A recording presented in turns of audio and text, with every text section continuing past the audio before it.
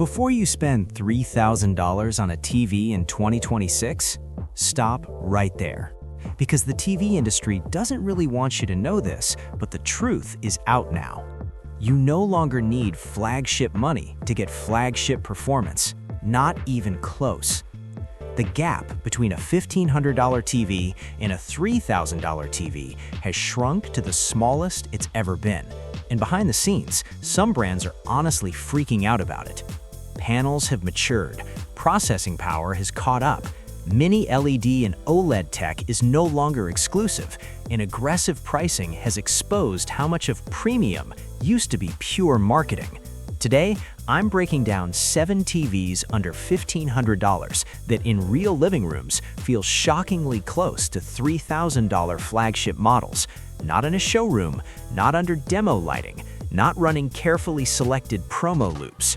I mean where it actually matters: your couch, your lighting, your daily habits. If your goal is to avoid overpaying, avoid buyer's remorse, and still feel like you made a premium purchase, this list is for you. And stick around till the end, because I'll explain why these TVs feel expensive even when they aren't, and how to choose the right one based on how you actually watch TV, not how brands want you to shop. Let's get into it. Number 7. TCL Q7/QM7 series, the entry point to flagship behavior. TCL has figured out something that many TV brands still don't understand. You don't need perfection to feel premium. You need balance and consistency. The TCL Q7 and QM7 series don't scream luxury on paper. There's no prestige branding, no emotional storytelling, no inflated buzzwords. But once you live with these TVs, something surprising happens. They feel expensive. You get Mini LED backlighting that actually controls contrast well, peak brightness strong enough to make HDR highlights noticeable, local dimming that avoids obvious haloing in most real content, and motion handling that stays solid during sports and fast scenes. What really surprises most owners is how stable these TVs feel over time. Menus don't lag, inputs respond instantly, text stays sharp, sports don't smear or fall apart during camera pans. Are blacks OLED perfect? No. Is processing Sony level? Also no. But here's the part people miss. Most $3,000 TVs do not look $1,500 better in normal living rooms, and TCL understands that gap better than almost anyone. The Q7 and QM7 aren't trying to impress you in 5 minutes at a store. They earn their value over weeks of ownership, when nothing annoys you and everything just works. At this price, that reliability is exactly what premium should feel like. Number 6.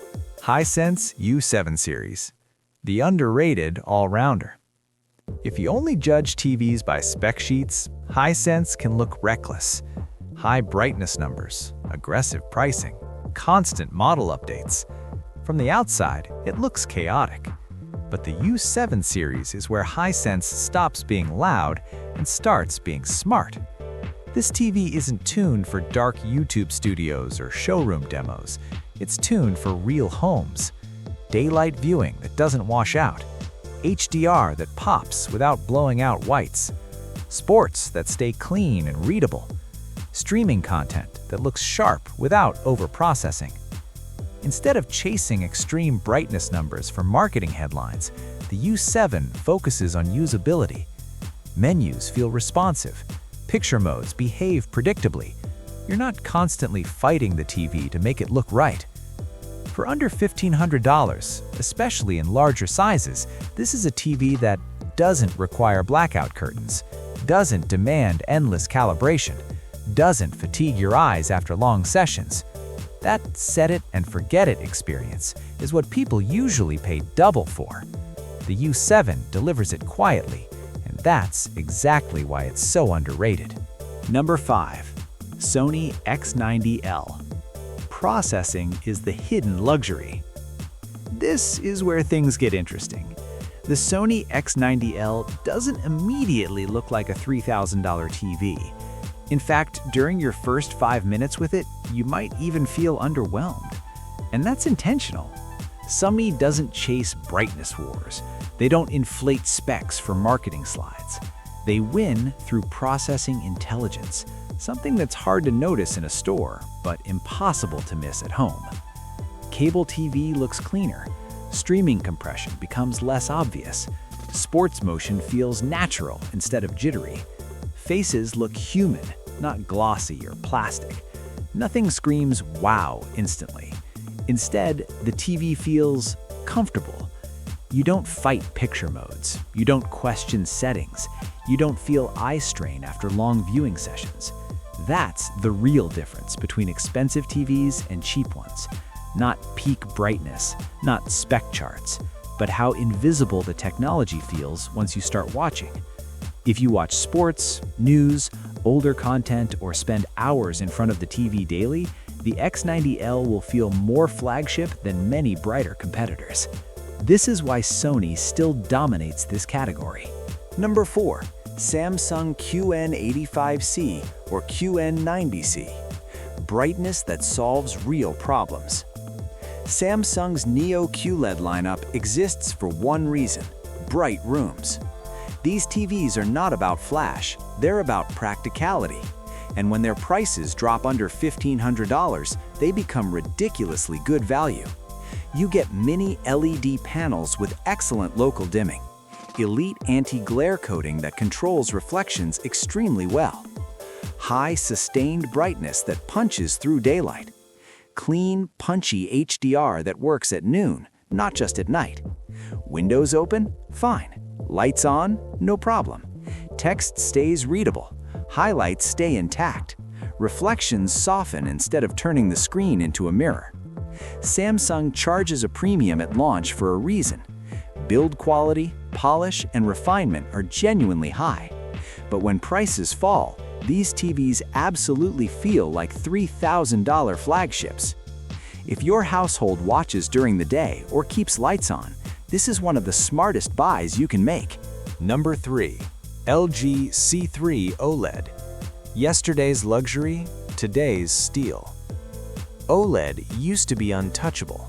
The kind of high-end display people admired in showrooms, talked about online, but rarely brought home. The kind of TV you dreamed about for years, but almost never justified buying because the price felt out of reach. Then prices dropped. Quietly, steadily. And suddenly, what was once premium became realistic, accessible, and hard to ignore. The LG C3 hasn't gotten worse. It hasn't been downgraded. It hasn't fallen behind the competition. It hasn't lost features. It hasn't cut corners. It didn't suddenly age badly. It just got cheaper.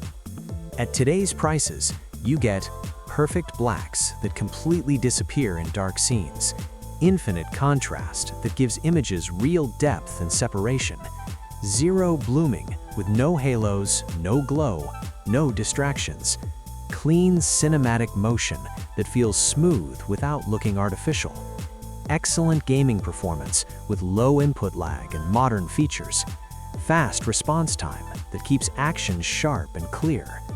Movies look intentional, like they were meant to be seen this way. Games feel responsive, immediate, and precise. Every frame feels deliberate, polished, and controlled. The only reason it's not number 1 is environment. OLED still prefers controlled lighting. It thrives in darker rooms where contrast can shine. Bright rooms can reduce its natural advantages. But for nighttime viewing, movie lovers, and serious gamers, this TV still delivers a true flagship experience that feels high-end the moment you turn it on. And reliability has improved dramatically. Burn-in protection is far better than older generations. The platform is fast, stable, and refined. Panel consistency is excellent across the board. This is premium quality without premium pricing. Number 2. Samsung S90C, S90D QD-OLED. Flagship color without flagship pricing. QD-OLED changed everything. Not slightly, Not gradually, not over multiple generations, instantly. Perfect OLED blacks that disappear completely in dark scenes where shadows feel absolute and contrast feels limitless. Richer color volume that stays vibrant even at high brightness, so reds stay red, greens stay green, and nothing fades when the screen gets bright. Higher brightness than traditional OLED without sacrificing contrast, without washing out detail, without losing that deep OLED look. This is where OLED stopped being delicate and stopped being niche and started being powerful. This is OLED that doesn't feel restrained. OLED that doesn't feel timid, OLED that finally feels confident. The Samsung S90 series delivers a picture that feels bold, modern, and unapologetically cinematic. Not subtle, not muted, not reserved. Colors look deep but natural, never oversaturated. They have weight, they have presence, they still feel correct. Skin tones stay accurate even under harsh lighting, even in HDR-heavy scenes. Bright colors hold their intensity instead of washing out. They don't fade, they don't soften, they don't lose impact as brightness increases.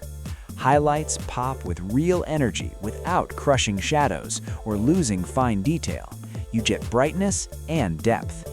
Dark scenes stay dark, they stay clean, they stay controlled. Bright scenes stay impactful, they stay punchy, they stay dimensional. HDR feels alive instead of artificial.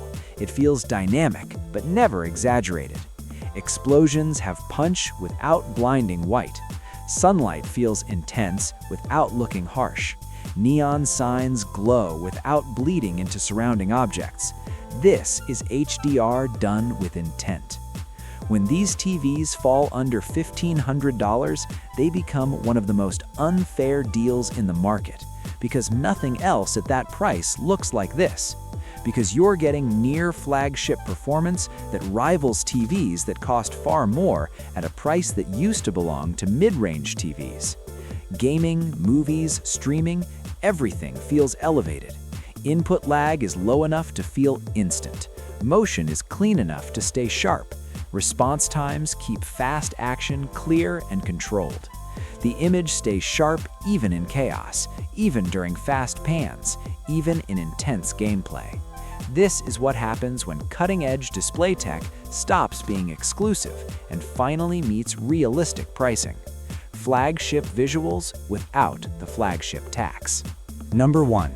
Sony A80L OLED, the flagship that never gets old. This TV doesn't chase trends. It doesn't follow hype cycles. It doesn't reinvent itself every year just to look new. It doesn't lean on buzzwords. It doesn't promise extremes it can't sustain. It doesn't market itself with inflated numbers. It doesn't try to impress on a spec sheet alone. It's built to impress where it actually matters. On your couch, in real rooms, with real content. It doesn't scream specs. It doesn't push brightness unnaturally. It doesn't distract you with artificial sharpness. It doesn't over-sharpen. It doesn't exaggerate textures. It doesn't turn film grain into noise. It doesn't exaggerate colors. It doesn't oversaturate skin tones. It doesn't turn realism into spectacle. It just gets everything right. Perfect OLED contrast that gives scenes real depth, where shadows feel intentional and highlights stand out without overpowering the image. Industry-leading motion that stays smooth, natural, and artifact-free, even in fast camera pans, even in sports, even in lower-quality sources. Best-in-class upscaling that cleans up low-quality content effortlessly, adding clarity without exposing flaws and detail without harshness. Natural, fatigue-free color that looks right in any lighting, whether you're watching during the day or late at night. Surprisingly good built-in sound that actually feels usable, with clear dialogue, solid separation, and enough presence to avoid rushing for a soundbar. Bad content looks better, not exposed. Compression artifacts don't jump out. Low-resolution sources stay watchable. Good content looks great, clean and refined. Detail feels natural. Motion feels correct. Great content feels cinematic, intentional, and immersive, like it was mastered specifically for this screen. Nothing feels forced. Nothing feels aggressive. Nothing pulls you out of the experience. Nothing feels artificial. Nothing looks over-processed. Nothing feels like it's trying too hard. Most importantly, it ages well. Sony's processing isn't about chasing numbers. It's not about winning spec wars. It's about mastering balance. It's about realism, consistency, and restraint. About making the image feel right today and still right years from now. That's why this TV doesn't feel outdated as formats evolve, as standards change, as trends come and go. 5 years from now, this TV will still feel correct, still composed, still confident, still balanced, still natural, still trustworthy, still premium. That long-term confidence, that quiet consistency, is what real flagship TVs are supposed to deliver. This isn't the flashiest choice. It's not the loudest option. It's not the most hyped. It's the smartest one. Why these TVs feel expensive. Here's the truth. Flagship TVs aren't improving in massive leaps anymore. Not year to year. Not in ways that change how you actually experience them. The era of dramatic revolutions is over. What we're in now is refinement. Processing has matured. Image algorithms are smarter, calmer, and more consistent. Motion handling is no longer a gamble. Upscaling doesn't just stretch pixels, it understands content. Panels have stabilized. Uniformity is better. Quality control is stronger. The differences between a great panel and a bad one have narrowed. HDR standards have plateaued. Peak brightness numbers keep climbing, but real-world performance has settled into a sweet spot. Modern HDR is less about wow factor spikes and more about sustained realism. That changes everything. Because when innovation slows and prices drop, value explodes. You're no longer paying for uncertainty, you're paying for confidence. These TVs feel premium because they don't fight your room. They adapt instead of demanding. They look good across different lighting conditions. They maintain balance without forcing you to intervene. They don't demand perfect conditions. They don't punish you for daytime viewing. They don't fall apart outside of demo scenes. They don't require constant tweaking, no endless picture modes, no weekly recalibration, no anxiety about getting the settings right. You turn them on, you sit down, you watch. Comfort is the new luxury. Not just physical comfort, visual comfort. Colors that don't fatigue your eyes, motion that doesn't distract you, brightness that feels intentional instead of aggressive. These TVs fade into your space and let the content take over. That's what expensive really feels like. And in 2026, the smartest upgrade isn't the flashiest one. It's not the highest nit count. It's not the boldest marketing claim. It's not the newest buzzword. It's the TV that never reminds you it's there. The one you stop adjusting. The one you stop comparing. The one you stop worrying about. It's the TV you stop thinking about.